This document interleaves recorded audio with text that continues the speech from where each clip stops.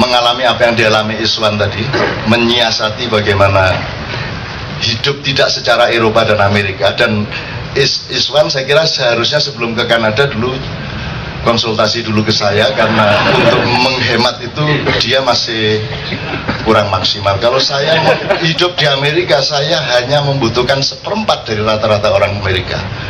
Saya dapat uang sekitar $1.300 pada waktu itu, dan saya menggunakannya tidak lebih daripada $400. Karena saya sewa rumah, tempat apartemen di pojok bawah yang hampir nggak pernah ada yang mau nyewa, karena pernah ada orang bunuh diri di situ. Jadi pada takut di situ. Jadi seharusnya sewa apartemen sekitar 300-325, saya sewa 75. Karena memedine akeh. Nah, orang-orang itu karena saya kurang bisa berbahasa Inggris, tapi kalau sama hantu kok gak iso cara Jawa, hantu capopo kon. Macam-macam karo aku kon ya. Hantu kok primordial. Jadi saya di Itali, di rumahnya istrinya Mussolini itu disuruh ngilangin hantu sama pakai raja, pakai teriak-teriak, dan bahasa Jawa saya kelilingi ini macam-macam coban ya, macam-macam untuk depan karo aku kan Jombang iki. Hantu nih bukan takut, bingung itu apa itu. Loh Allah, di Australia rumah duta besar itu 3 tingkat. Duta besar Indonesia itu dia baru bertugas seminggu di sana, dapat seminggu dia pergi dari rumah itu, tidak berani karena dia masih sendirian, istrinya masih di Jakarta. Tapi 3 malam berturut-turut istrinya datang.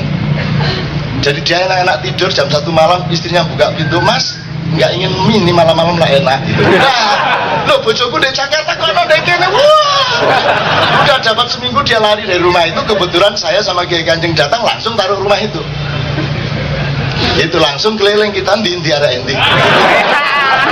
Rene, ayo Rene. Ya apa sih raimu, ya apa raimu. Gitu kita. Nah itu kan orang itu kalau takut kan menakut-nakuti duluan daripada ditakut-takuti. Jadi saya itu begitu, pokoknya sebelum ada apa tak penting ngisi. Ayo metu nek wani. Ayo. Akhirnya enggak dia. Enggak mau keluar. Saya belum pernah didatangi hantu dimanapun, karena bagi mereka saya ini hantu.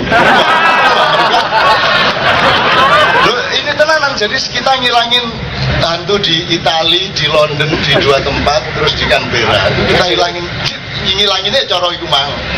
Karena Islamianto, Yoyo, anak Kiai Kanjeng 3 orang tuh pingsan karena dia lihat makhluk macam-macam. Wah, teriak, buah, pingsan.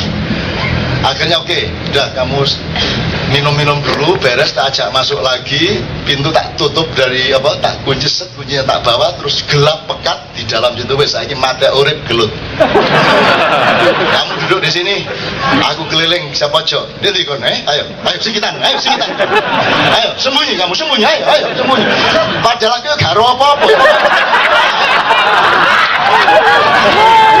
Lu sama hantu kok ruwet. Hantu kan karanganmu sendiri.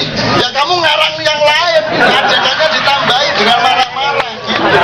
Saya sudah praktek, jangankan hantu, polisi Belanda 2 tahun saya tidak membayar tiket apapun. Kereta bis tidak bayar. Kamu dulu kaya raya karena ngerampok nenek saya. Kok sekarang saya datang dengan duit saya sendiri harus bayar tiket kereta bis? Tidak mau saya. Bener-bener tidak pernah bayar saya. Sekali ketahuan Mas, wah ono operasi mencolot jeruan tengah pinggir sawah itu, wah melaku. Yang kedua, ketahuan saya bisa nyelintung, saya bisa menyelinap turun. Yang ketiga Mas, udah di depan saya gabungan ini, polisi sopo gabungan, jok depan, set, kena ini $250. Gulden, belum euro pada waktu itu. Terus ya tapi kan saya kan sayang sama Allah dari dulu. Dalam hati saya, inilah saatnya engkau membuktikan cintamu kepada kepada siapa lagi ya Allah? Keluarlah tasawufku kan itu. Begitu bahil kata. Kenapa mas? Jadi head ngomong apa sama? Gak jelas ngomongnya. Ini ngomong gak jelas sih, gak jelas. Apa sama? Terus polisi ini bingung kalau antara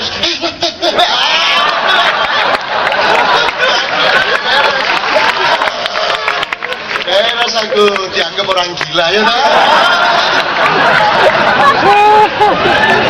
Di Indonesia orang bodoh